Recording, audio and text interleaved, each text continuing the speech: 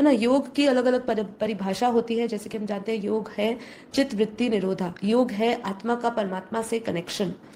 तो योग एक अवस्था है, उसके लिए कुछ करना नहीं पड़ता है। हम अक्सर सोचते हैं योग के लिए हमें बहुत मतलब अपनी संघर्ष करना पड़ता है योग के लिए, और यही प्रॉब्लम है आज।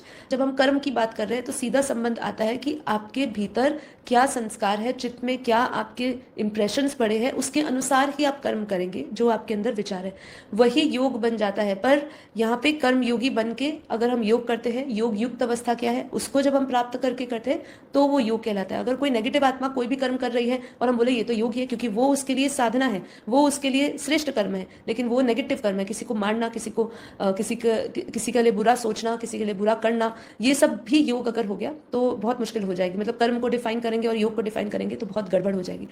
वही योग कहलाएगा जो श्रेष्ठ से श्रेष्ठ कर्म है, जो अकर्म है, जो अकर्ता भाव में रह के कर्म किया जा रहा है।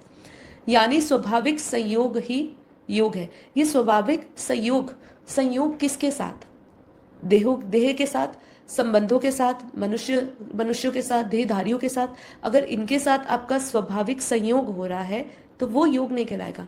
यहाँ पे स्वाभाविक संयोग है परमात्मा के साथ, जो सहजता से एस्टैब्लिश हो जाता है, जो सहजता से स्थापित हो जाता है। जब आप किसी से बेहद प्रेम करते हो, बेहद प्रेम, तो ना उसकी फोटो हाथ में लेकर घूमते हो, ना उसको अपने मन को बार बार समझाते हो कि तू उसको याद कर, तू उसको याद कर। वो अपने आप ही आपके उसकी छवि, उसका उसका उस उसके इंप्रेशंस अपने आप आपके चित्त पर उसके उभरने लग जाते हैं। तो ये है प्रेम, ये है सहज, वो चित्र, वो याद अपने आप आने लगे। वही प्यार, वही ज्ञान और प्यार जब इकट्ठा हो जाता है वही संयोग बन जाता है योग का। तभी परमात्मा का आपके साथ, आत्मा का परमात्मा के साथ बहुत ही गहरा कनेक्शन हो जाता है, संयोग हो जाता है।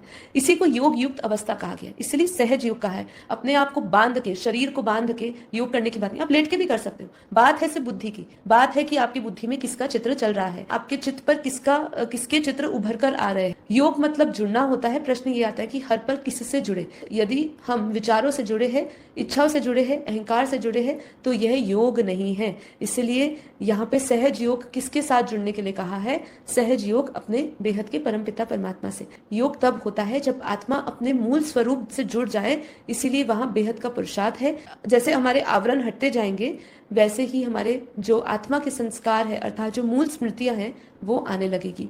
और जितना आत्मा के आवरण हटेंगे उतना ही ज्ञान इमर्ज होता जाएगा और हम उस ज्ञान स्वरूप को प्राप्त होंगे। योग की बहुत सारी परिभाषा है, पर ये एक अल्टीमेट परिभाषा है, क्योंकि इसमें आपका भी बाद में अस्तित्व रहता नहीं है। आप और वो, जैसे सो हम बोलते हैं, हम ब्रह्मास्मि बोलते हैं, ये तत्वमसि कहते हैं, ये उसका आपको साक्षात्कार होता है।